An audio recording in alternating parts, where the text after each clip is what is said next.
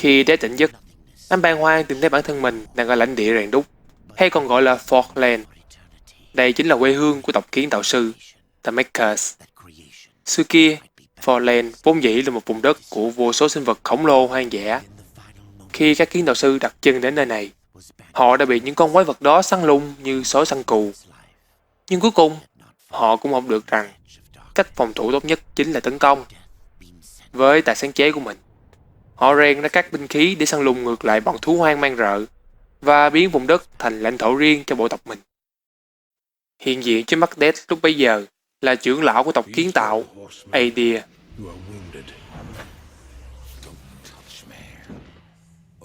Death không chần chừ và hỏi ngay rằng cái sự sống đang ở đâu. Trưởng lão Adir yêu cầu Death nhất định phải giúp lão tiêu diệt Corruption nếu như anh muốn tiếp cận đến cây sự sống. Tỏ vẻ không hứng thú với nhiệm vụ ngoài lời này, vì anh chỉ muốn giúp War càng sớm càng tốt. Death từ chối, nhưng sau đó cả hai bị tấn công bởi những con sinh vật kiến tạo lóc chóc. Chúng có vẻ đã bị thao túng bởi năng lượng bóng tối của Corruption.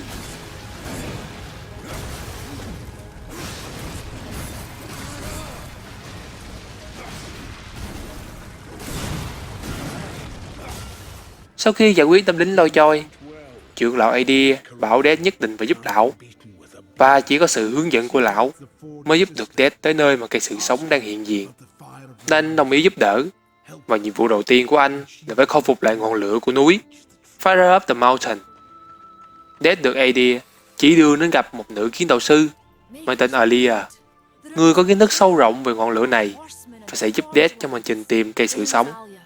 Quá thật là rắc rối khi mà Death đã phải chạy đua với thời gian để cứu War, mà còn phải đi đường vòng thế này với các anh em. Và Corruption là gì? Và tại sao chúng lại bất chợt xuất hiện? Thật ra đây không phải là lần đầu tiên Death đối mặt với Corruption. Anh đã có một quá khứ đẫm máu với cái nguồn năng lượng đen tối này. Nhiều thế kỷ trước đây, Death đã thi hành một nhiệm vụ bí mật nằm ngoài kiểm soát của hội đồng.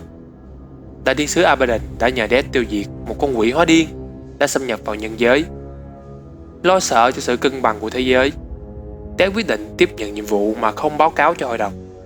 Chính vì đây là một phi vụ tuyệt mật, Death không thể mang theo mình cây lưỡi hái Harvester, vì Harvester cần có sự cho phép của hội đồng để rời khỏi vị trí của nó. Thế nên, Death buộc phải tìm Vulrim, tên quỷ buôn lậu, để tìm cho mình một binh khí xứng tầm để hoàn thành mục tiêu trước mắt. Tên thương buôn quỷ quái này, cũng như các con quỷ và thiên thần khác, đều rung minh khi bị yêu cầu phải làm điều gì đó trái với ý của hội đồng. Cho nên, Vulrim đòi hỏi một cái giá khá đắt, vì mức độ rủi ro cao từ yêu cầu của Death. Hắn ra cái giá cho một vũ khí là anh phải lấy được cái lưỡi của một con thủy quái mang tên Leviathan. Death tìm đường đến dòng sông Styx, một dòng sông chứa đầy các vong hồn lạc lối của cả ba vương quốc, và cũng là nơi con thủy quái sinh sống. Chàng kỵ sĩ nhúng tay mình vào dòng suối để cho con quái đánh hơi anh. Cùng lúc đó, vô số các oan hồn vươn tay lên cố bám lấy anh. Cuối cùng thì con quái vật cũng trôi lên khỏi mặt nước một cách hung hăng. Trận chiến kéo dài không bao lâu thì Death đã thua cuộc và bị nuốt chửng. Tắc ý thắng trận, Leviathan đã sơ hở và Death từ bên trong chặt lìa đầu con thằng lằn lai rắn.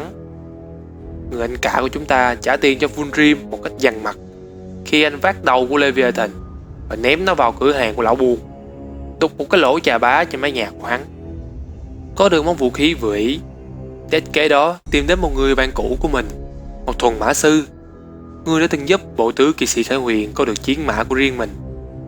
Vì thuần mã sư này sở hữu khả năng mở ra một kết giới đến vương quốc loài người, và đó chính xác là nơi mà Death cần đi đến. Sau một hồi hàn huyên lại kỷ niệm xưa rằng Death luôn là người vội vã hành động và luôn ưu tiên nhiệm vụ, vị thuần mã sư đồng ý giúp đỡ và mở cánh cổng kết giới cho anh chàng kỵ sĩ. Nhưng song song, ông cảnh báo anh rằng một khi mà thiên giới bị ngập tràn bởi thù hận thì nhân loại luôn luôn là phe phải hứng chịu hậu quả. Death được dịch chuyển đến Marseille tại Pháp vào năm 1722. Vị thần chết của chúng ta phát hiện trước mắt mình vừa xảy ra một cuộc thảm sát. Vô số xác người bị thiêu đốt hoặc thối nát. Death đội lên mình một bộ áo choàng đen rách rứa, một lớp cải trang dưới hình dạng thần chết. Anh phát hiện xác của các nông dân xung quanh đều có một điểm chung, đó là đeo trên người một mặt dây chuyền hình boomerang 4 cánh. Khi anh định sử dụng ma thuật gọi hồn của mình để tra khảo các xác chết trên chiến trường, thì Death bị tấn công bởi một boomerang 4 cánh thứ thiệt. Bàng hoàng phát hiện con quỷ mà đại thiên sứ Abaddon yêu cầu mình tiêu diệt không phải là quỷ, mà chính là một nữ thiên sứ đã sa vào ma đạo. Vị thiên sứ này đã giáng trần và xây dựng cho mình một giáo hội thờ phụng cô một cách mù quáng, như một lũ ngu ngốc thờ phụng Đức Thánh Chúa Trời. Cô ra lệnh cho đám người phàm tấn công và đổ tội cho Death rằng anh là nguồn gốc của mọi sự thống khổ mà con người phải chịu. Mặc dù bị số đông áp đảo, Death vẫn dễ dàng đối mặt với lũ người phàm ốc trái nho mà không cần phải lấy mạng họ. Phủi là người yếu ớt qua một bên như phủi bụi. Death tiếp tục theo đuổi ải thiên sứ đã bỏ chạy khỏi hiện trường. Thân chết theo đuôi mụ thiên sứ đến một thánh đường, nơi mà các nguồn năng lượng đen tối mang dạng chất lỏng tuôn trào ra từ các vách tường và tảng đá. Khi biết được tin chính Abaddon là người cử Death tới chứ không phải là hội đồng, cô chế giễu vì đại thiên sứ rằng ông ta quá thờ ơ khi chỉ quan tâm đến thế sự trên thành phố trắng, trong khi nhân loại đang dần bị mục nát và sa đọa bởi corruption. Cô bảo rằng mục đích của cô là cứu lấy loài người bằng cách ban cho họ những mặt dây chuyền có sức mạnh từ hào quang thần thánh, và cương quyết nói rằng Death sẽ không ngăn cản được cô trong công cuộc cứu nhân độ thế của mình, và lao lên tấn công. Chàng thần chết dễ dàng né tránh và đỡ những đòn đánh dồn dập của cô. Trong lúc cuộc chiến cao trào đến nảy lửa, Death bị đánh ngã và thứ chất lỏng hắc ám bắt đầu tuôn ra từ mắt và miệng của nữ thiên sứ, khiến cho cô trông như là một cô dâu ma bị người tình phụ bạc. Death không chần chừ và kết liễu cô ngay và luôn trước khi mọi thứ trở nên tồi tệ hơn. Chàng kỵ sĩ quay lưng, bỏ lại xác của nữ thiên sứ để quay về bàn bạc với Abaddon rằng một thế lực đen tối đang rình rập đe dọa sự cân bằng của tam giới, và thiên sứ của ông là một trong những nạn nhân của nó. Corruption sẽ không dễ dàng bị tiêu diệt như vậy, và nó chắc chắn sẽ trở lại. Đó là quá khứ, và rồi ở hiện tại, chúng thực sự đã trở lại, xâm chiếm vùng Fortland ngay lúc này và gây nhiều trắc trở cho Death trong cuộc hành trình minh oan cho người em trai World. Nghe theo lời chỉ dẫn của trưởng lão AD trước đó, Death tìm đến một nơi ẩn náu của các kiến tạo sư Childstone. Tại đó anh đã tìm được Alaya. Alaya trình bày rằng Corruption đã chiếm lấy đoạn đường dẫn đến cây sự sống, và cô cần thứ gọi là ngọn lửa của núi. Ngọn lửa này vô cùng thiết yếu cho việc chế tạo ra chìa khóa để kích hoạt con sinh vật kiến tạo được mệnh danh là vệ binh để chống lại bọn Corruption. Death đồng ý giúp đỡ và tiến đến Cauldron. Những vệ binh mà Alaya nhắc tới thực chất là những sinh vật kiến tạo cổ xưa to lớn, có khả năng tái tạo lại cơ thể kể cả khi chúng bị phá hủy. Với sức mạnh của phép thuật nguyên thủy và sức sống bền bỉ dai như đĩa đánh hoài không chết, chúng là những vũ khí dường như là hoàn hảo để bảo vệ hay hủy diệt một vùng đất. Tại Cauldron, một ngôi đền được xây trên sườn của một ngọn núi lửa. Death đã giúp đỡ một kiến tạo sư mang tên Khan, người đang bị bao vây với một đội quân kiến tạo bị nhiễm bệnh của Corruption.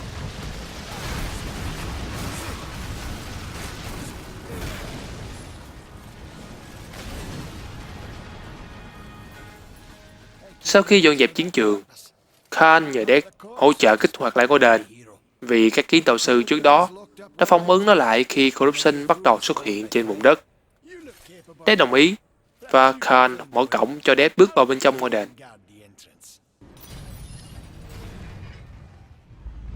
Tại đó, Death tìm đường vào bên trong trung tâm của ngôi đền.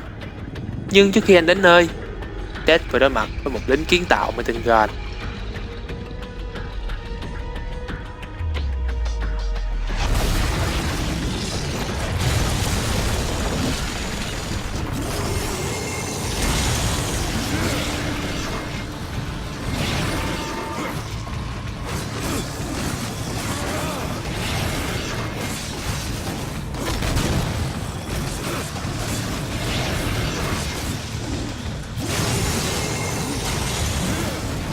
Dù to lớn, nhưng hắn cũng chỉ là con boss dưới cửa. Để giải quyết nó không thành vấn đề gì.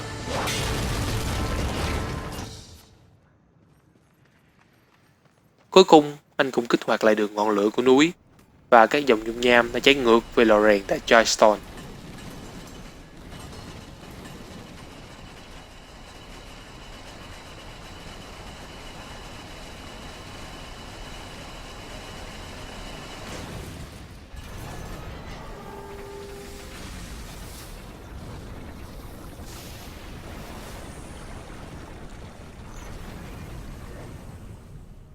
Xong nhiệm vụ, Death quay trở về để gặp mặt Alaya, mong muốn được tiếp tục với nhiệm vụ chính của mình là giải cứu War. Càng chậm trễ chừng nào thì tính mạng của cậu em càng nguy hiểm chừng nấy. Nhưng nữ kiến tạo sư lại bảo chỉ có ngọn lửa không thì không đủ. Cô ta cần phải có thêm nước mắt của thạch phụ Stonefather tại pháo đài ướt Draenford. Không chần chừ thêm, để xuất phát ngay hướng tới pháo đài. Tại đó, chàng kỹ sĩ lại một lần nữa gặp được Khan. Khan giải thích rằng nước mắt của thạch phụ cũng đã bị phong ấn lại vì những cụ kiến tạo sư lo sợ nó cũng sẽ bị nhiễm bẩn bởi corruption. Song song, Khan cũng cung cấp cho Death thông tin rằng lối đi đến cây thử sống đã bị phong ấn. Khi một số nhỏ người tộc kiến tạo trốn thoát khỏi vùng đất, họ đã sử dụng sức mạnh của cái cây. Trong đó có một lão thợ rèn nổi tiếng tên là Uthen. Khi Death bước vào sâu bên trong pháo đài để giải tỏa phong ấn của nước mắt, anh phải đối mặt với một con quái vật nhện lai bỏ hung tên Kakinos.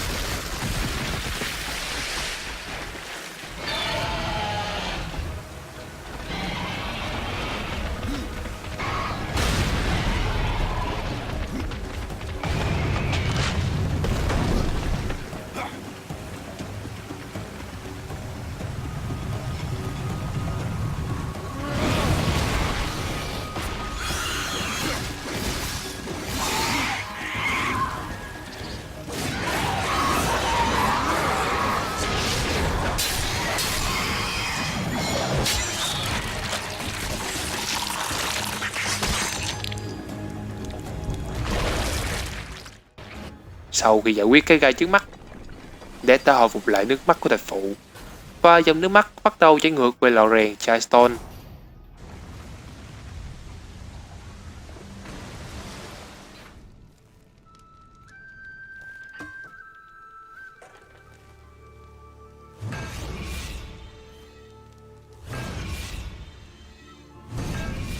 Quay trở lại lò rèn, Alea cùng người anh em của mình là Valus đã rèn xong chìa khóa Maker, công cụ thiết yếu để thức tỉnh các kiến tạo cổ như là cai ngục Warden và vệ binh Guardian.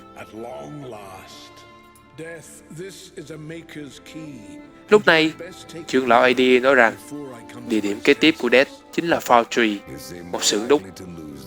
Nhưng lối đi tới đó đã bị phá hỏng và anh cần sự giúp đỡ của một kiến tạo cai ngục tại ngôi đền lãng quên Lost Temple.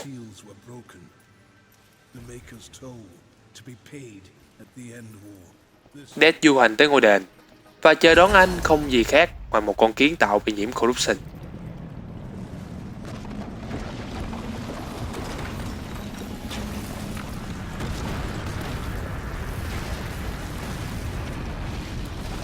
Tên này to lớn hơn so với những con trước đó và có tên là Hook.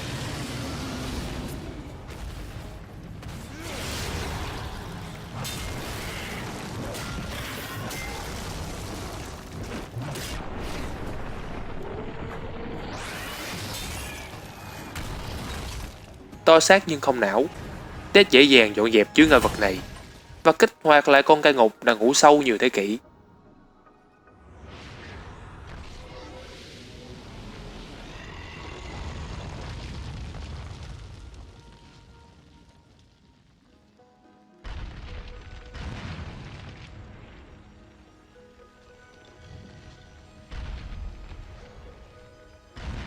Nghe tin corruption đã đầu độc khắp vùng đất quê hương của mình, gã cai ngục này tình nguyện giúp đỡ Death vì nó biết đó chính là nghĩa vụ của mình, và nó vác Death trên vai để đưa cả hai về tới cây cầu dẫn tới xưởng đúc đã bị hỏng.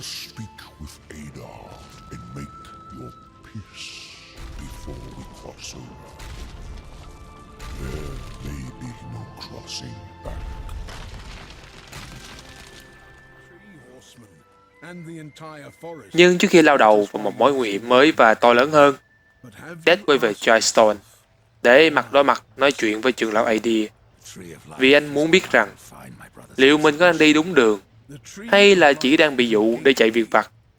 AD tiết lộ rằng ông không hề lừa gạt Death. Để mở đường đi đến cây sự sống, Corruption phải bị triệt tiêu trên toàn vùng đất, và cách duy nhất là thức tỉnh các vệ binh. Và lão cũng cảnh báo Death rằng cây sự sống chỉ là nơi bắt đầu, chứ không phải là nơi kết thúc. Nó sẽ là một cánh cổng dẫn Death tới nơi mà không ai có thể đặt chân đến. Kết thúc cuộc trò chuyện, Death yêu cầu cai ngục mở đường cho mình.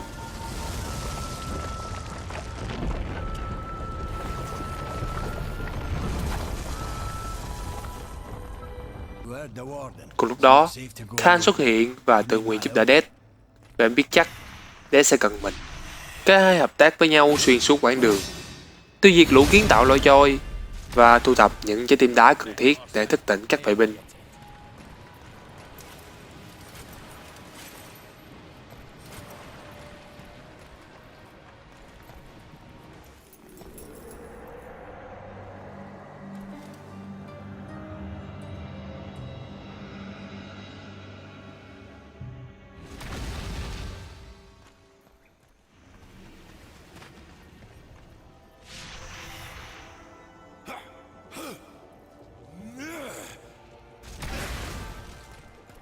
Something wrong with this one.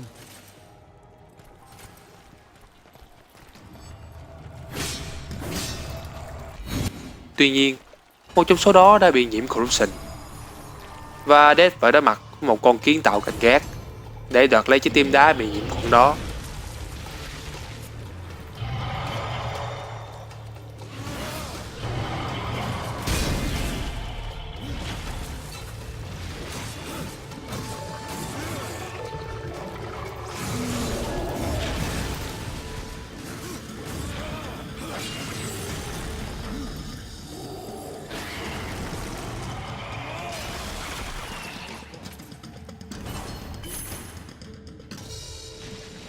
Khan vô cùng lo ngại về trái tim đá này. Mặc cho vấn đề này, để tin rằng sự thuần khiết của hai viên còn lại sẽ lấn áp sức mạnh của Corruption, và tình trạng sẽ còn nguy kịch hơn nếu họ không làm gì cả.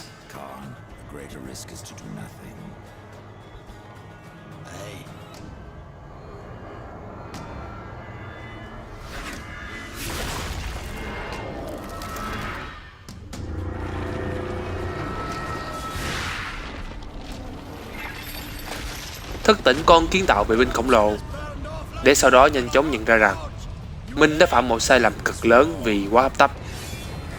Con vệ binh đã hoàn toàn bị Corruption khống chế thay vì được thanh tẩy.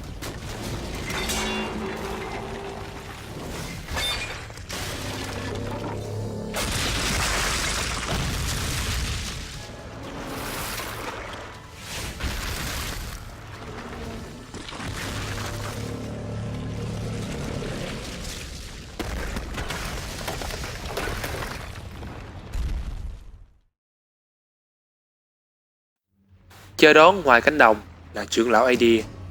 Ông đã niệm phép để ra lệnh cho vệ binh, nhưng không hề biết rằng nó đã bị trụy lạc. Nó tấn công ông với một đòn đánh như trời giáng.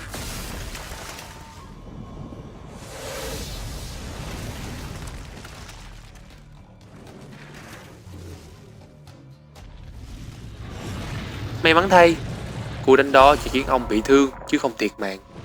Lão già đứng dậy, liền tạo ra một kết giới to tướng để giữ chân con vệ binh và để cho Death giải quyết phần còn lại.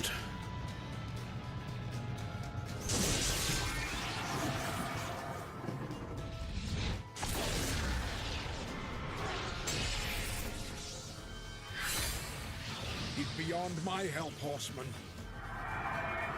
Do your worst.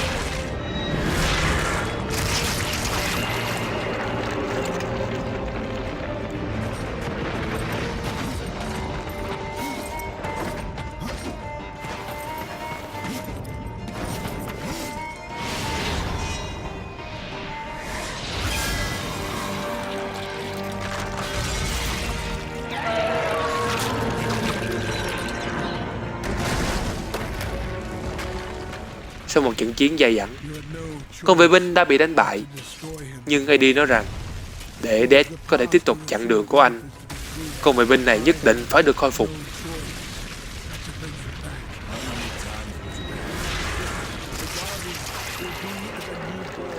Free of corruption. Now, stand aside. This will take more than a small effort. Ông sử dụng phép thuật của mình để thanh tẩy con kiến tạo khổng lồ khỏi Corruption.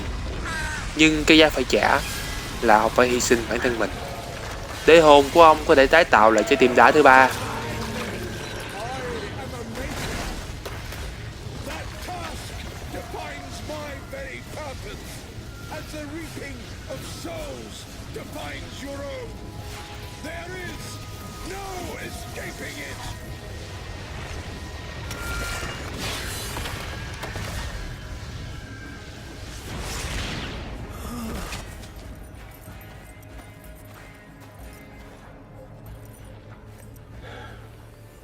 Get to the tree now, horseman. Your journey is far from over.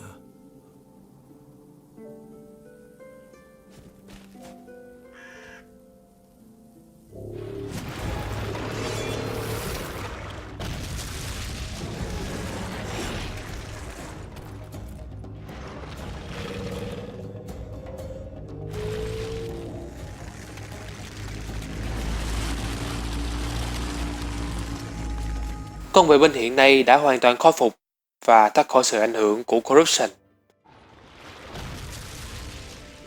Nó vùng chiếc búa để tiêu diệt con quỷ một mắt đang chắn đường và truyền nhiễm Corruption khắp vùng đất.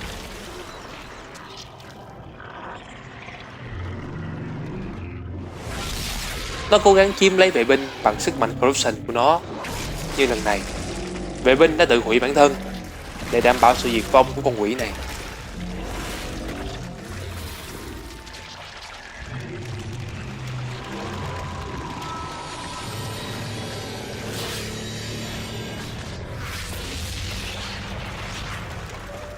Đoạn đường đến cây sự sống giờ đây đã thoáng như đường băng sân bay.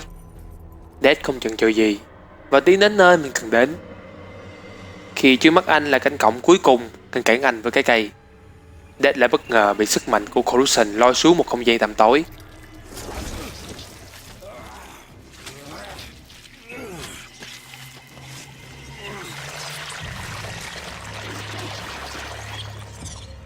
Tại đây, Death đối mặt với một con quỷ bí ẩn. Nó tự xưng mình chính là Corruption.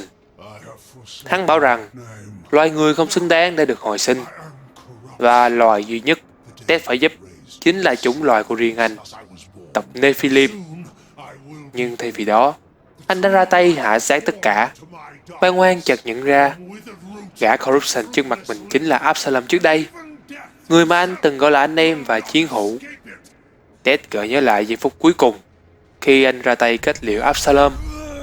Hắn đã bị một hố đen từ mặt đất nuốt chửng trước khi bị kết liễu. Was it worth it? Brother, that one moment.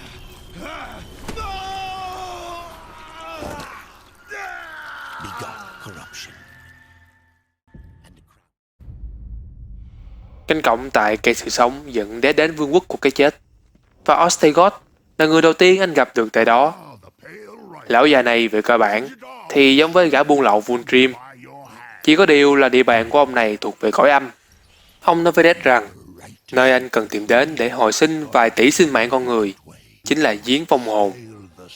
Nhưng để đến được đó, Death cần sự giúp đỡ của tử vương Death King tại vương vị vĩnh hằng Eternal Throne. Chàng kỵ sĩ lên đường đi tìm nơi Death King đang trú ngụ.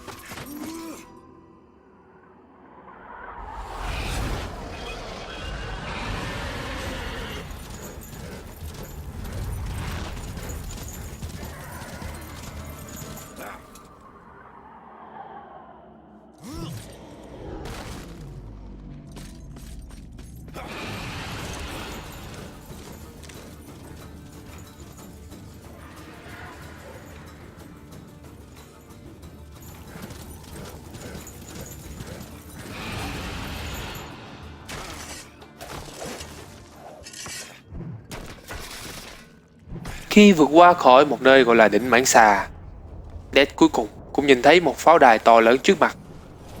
Và đằng sau cánh cửa to lớn chính là vương vị vĩnh hằng.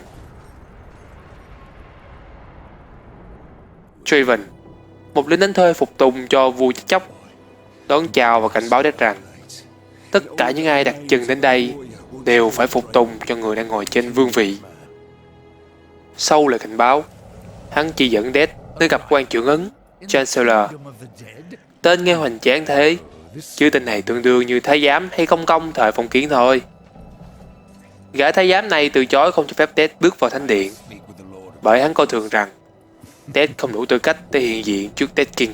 Hắn nói rằng Death phải chứng minh thực lực bằng cách vượt qua thử thách tại đấu trường. Hy vọng nơi đó sẽ là án tử của Death, bởi vì đang chờ đón tại đó không ai khác ngoài vị chiến binh anh hùng của cõi âm, Nasher. Tại đấu trường, Death phải vượt qua thử thách thu thập 3 viên đá Animus để triệu hồi Nasher.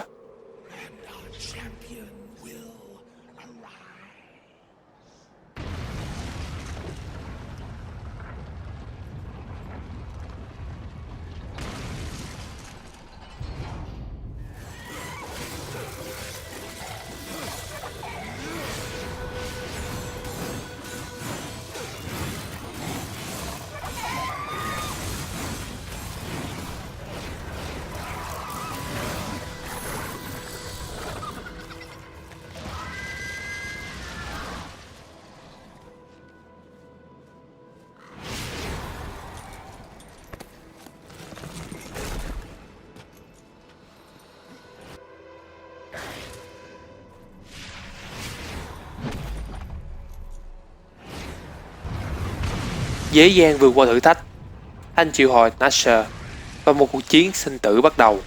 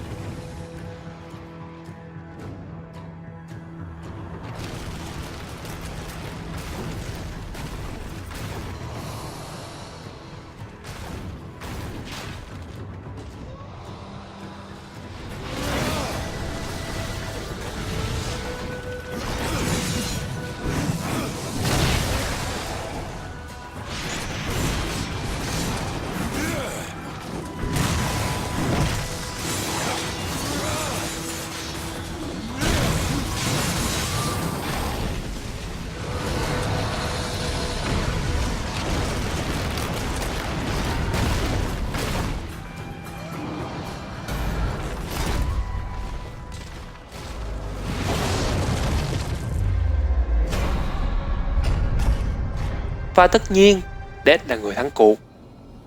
Anh đem theo mình đầu của tên Nasher để trình lên cho gã thái giám. Bàng hoàng trước chiến quả mà Death trao cho mình, tên này hiểu rằng mình không tài nào có thể ngăn cản vị kỵ sĩ này, nên đã mở đường cho tử thần để gặp tử vương.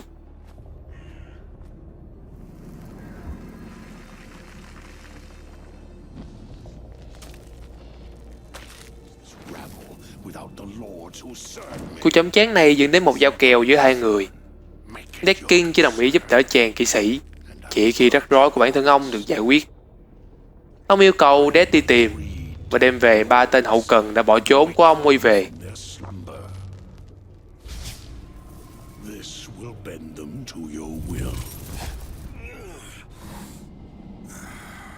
Return the lords to me, that they might share my burden.